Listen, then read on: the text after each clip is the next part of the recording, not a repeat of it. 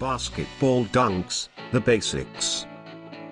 Although professionals like LeBron James and Michael Jordan make a basketball dunk look like one effortless and powerful leap, successful dunks are comprised of much more than that. There are critical techniques, fundamentals, and steps behind every prosperous dunk that even an avid basketball fan may be oblivious of.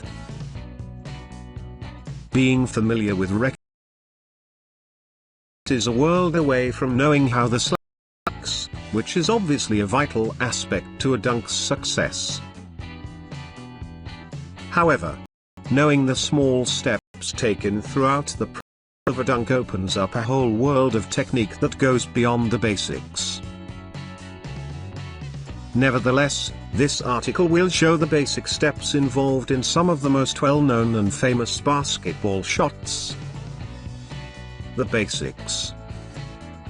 A slam dunk is a basketball shot where the player jumps up with the ball in hand, slamming it into the basket either with one or two hands, which can touch the rim during the shot.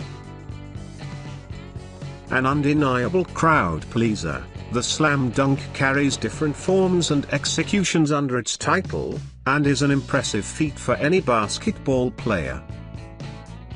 Wait.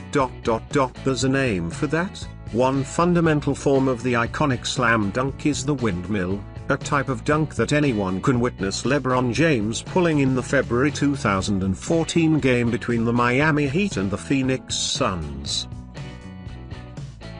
This shot is accomplished when a player jumps, one-handedly carrying the ball from behind himself into a circular motion above the head, and into the basket. To undertake this particular basketball dunk, the player must begin a strong dribble from the three-point line, heading towards the basket.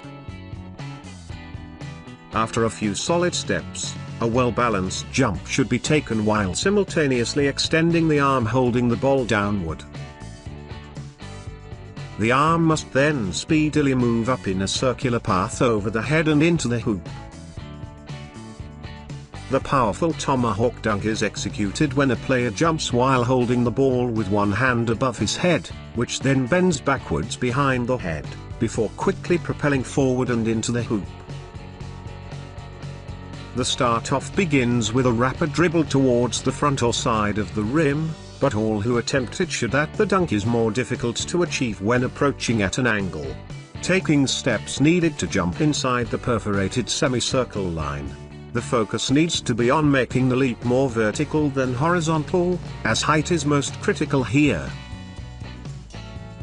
The leap can be made on one or both feet based on the player's discretion, but 2 feet would provide the most powerful and balanced ascension.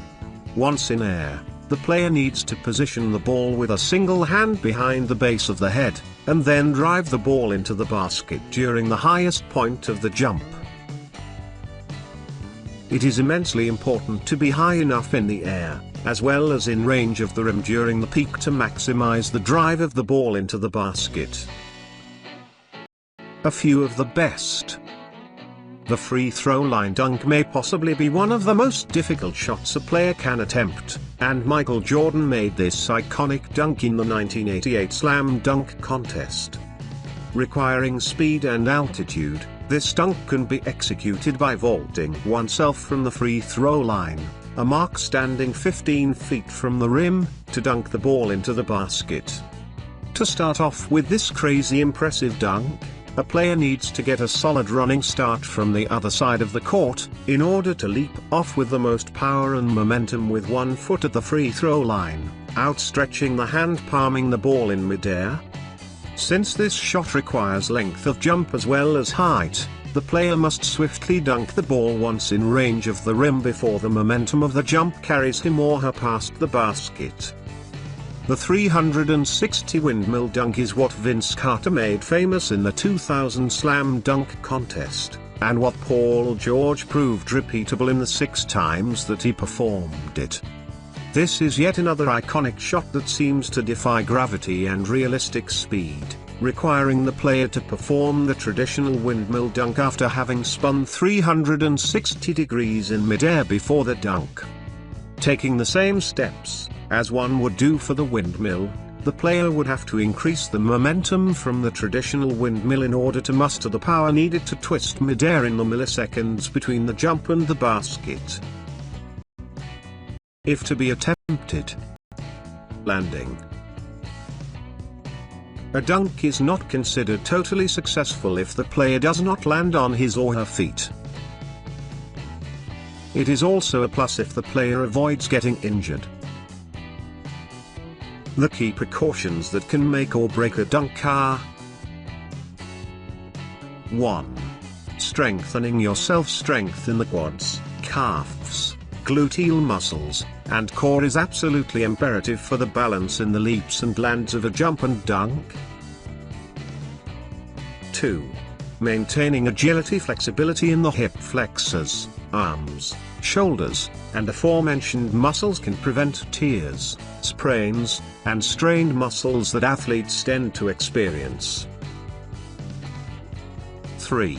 Watching for other players. Be wary of other players around, as players can prevent a successful landing or cause an injury.